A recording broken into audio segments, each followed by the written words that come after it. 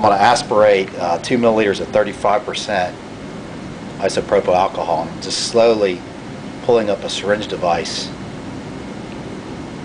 and drawing in air to mix with the sorbent to wet the sorbent so that we can condition it.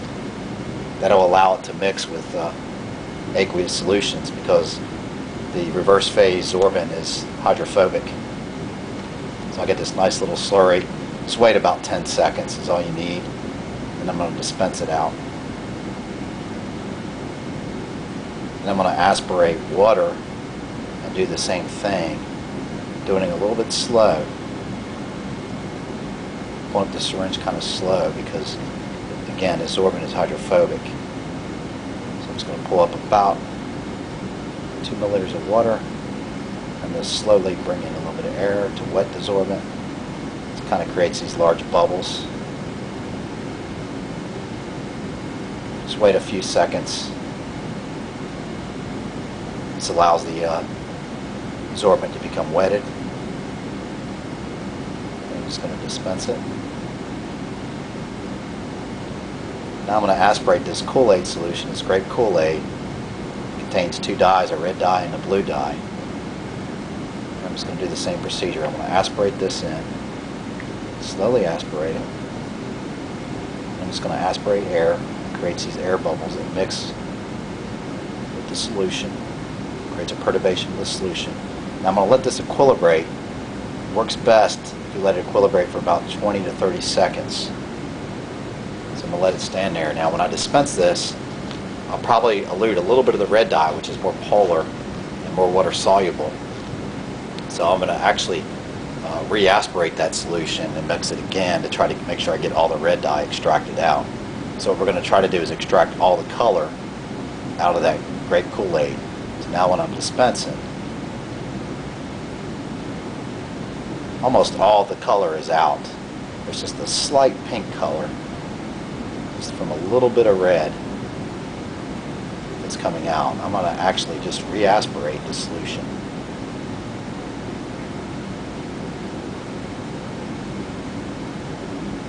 Mix it with air again.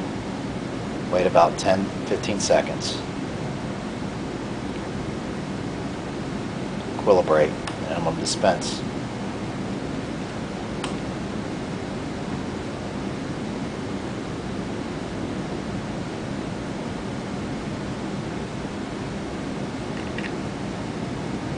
You'll see it's a completely colorless solution. All the dye is on the sorbent now, so we've extracted the dyes out of the solution. It's on the sorbent. Now we're going to try to elute. I'm going to try to elute them selectively and separate out the 2 dyes just based on their polarities, their differences in polarities or solubilities. I'm slowly aspirating 4 milliliters of 17% isopropanol, and I'm going to do it slow because this is a 5 milliliter tip and I don't want the solvent to go up above that barrier. I'm going to let it stand for about 15-20 seconds, and then when I dispense it I should be able to separate out the red dye. The red dye should elute. Now what's happening here is the red dye is more soluble in water and the blue dye is less soluble. The blue dye is actually a little bit more hydrophobic and actually interacts with this sorbent a little bit greater. So when I dispense this, you should see the red dye.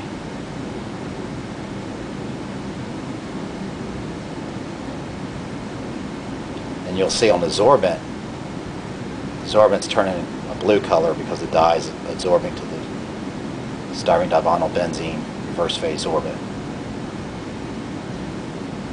Now I'm going to do one other thing here. I'm actually going to add a little bit of water to the top of this tip. I'm taking off the syringe. Just going to dispense from a water bottle just a little bit of water to the top, about a half to 1 ml. What that's going to do is going to allow me to wash all the red dye off, so I can make sure all the red dye is eluted. All right. So now I'm going to elute the blue dye. Elute the blue dye by using 70% of isopropanol. This is 2 milliliters.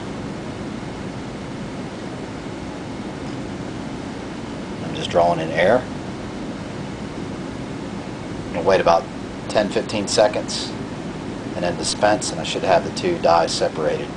Then we're going to run these on UV vis, and you'll see from the UV vis spectra the two dyes not only separated, but also you'll quantitate the concentration of the dyes in each of the solutions. And of course then determine what the concentrations of the dyes are in the original grape Kool-Aid.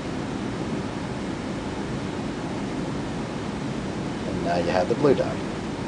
If I want to get all of the blue dye off of the sorbent, I can elute again with 70%, or even add a little bit of 70% to the top.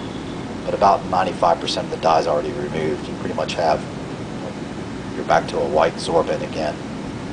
That's it. So what you see here is the two test tubes that we just did the elutions from.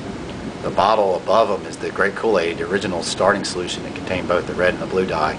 And you'll see that the volumetric flasks, when you bring them back up to solution, what they look like, and you have the red and the blue separated.